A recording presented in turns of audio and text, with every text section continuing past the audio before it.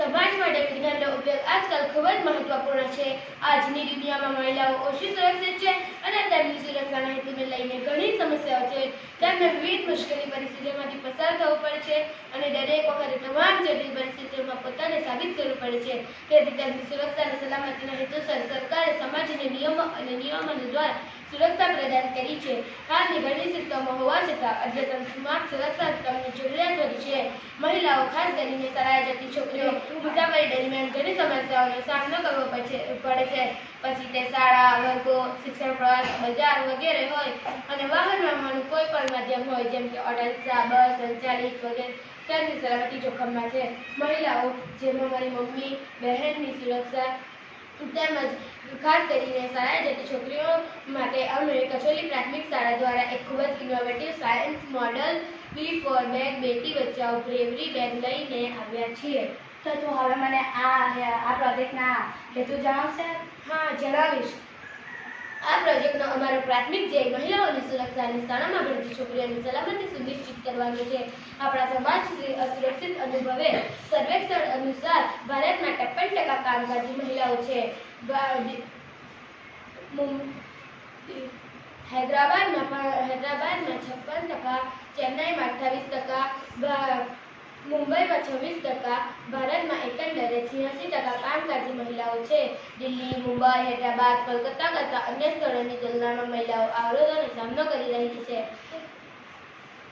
અમારા પ્રોજેક્ટનું તમામ ધ્યેય મહિલાઓની સુરક્ષા અને શાળામાં ભણતી છોકરીઓની સલામતી સુનિશ્ચિત કરવાનો મુખ્ય હેતુ છે. તો તું હવે મને આપણા આ પ્રોજેક્ટના સિદ્ધાંત જણાવશે? હા, જણાવીશ. વિદ્યુત ઉર્જાનું ધ્વનિ ઉર્જામાં રૂપાંતર થતા વિદ્યુત ઉર્જા વડે નિયંત્રણ. તો હવે તું મને આપણા આ પ્રોજેક્ટના કાર્યપદ્ધતિ જણાવશે? હા, જણાવીશ. જ્યારે બળજબરીથી અથવા સ્વેચ્છાએ છોકરીના ખભામાંથી બેગ દૂર કરવામાં આવે છે, ત્યારે બેગમાં મૂકેલું બઝર સક્રિય થઈ જશે અને આસપાસના લોકોનું ધ્યાન આકર્ષિત કરવા અને જોખમમાં રહેલી છોકરીને મદદ કરવા માટે અલાર્મ વગાડવાનું શરૂ કરશે. અલાર્મ સમાજ વિરોધી તત્વોને પણ વિચલિત કરે છે, કારણ કે તેમના ખોટા કૃત્ય માટે પકડાઈ જવાની શક્યતા છે. તેમજ આ રીતને અમુક મોબાઈલ નંબરો, કુટુંબો, શિક્ષકો, પોલીસ સ્ટેશન સાથે વગેરે ઇલેક્ટ્રોનિક કનેક્ટ કરી શકાય છે અને આ નંબરો પર એક સાથે બઝરના અવાજ સાથે SMS એલર્ટ મોકલવામાં આવે છે અને તે શાળાની છોકરીને મફત બેગ સ્વરૂપે આપવામાં આવે તો યુવા પેઢીની સલામતી માટે સીમાચિહ્ન બની શકે છે.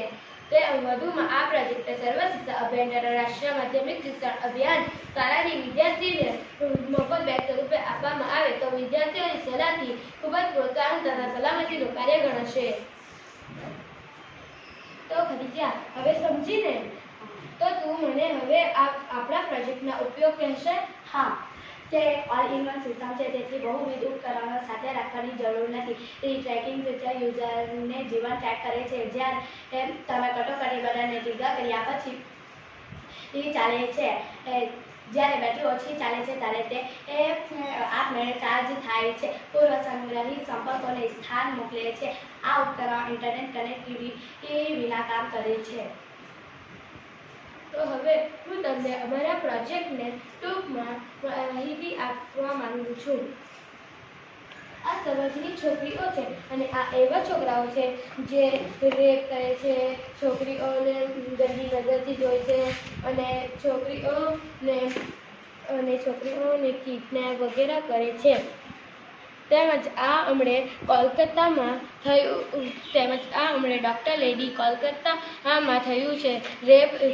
ડૉક્ટર લેડી સાથે રેપ થયું છે અને એનો પણ હજુ કોઈ નિકાલ આવ્યો નથી. તેમજ અમારી ન્યાયતંત્ર છે, આપણું ન્યાયતંત્ર શું કરી રહ્યું છે, હજુ પણ એક સવાલ છે અને એવા આરોપી લોકોને ફાંસી આપવી જોઈએ અને આ હજુ પણ સમાજ, આપણા દેશ માટે હજુ પણ એક સવાલ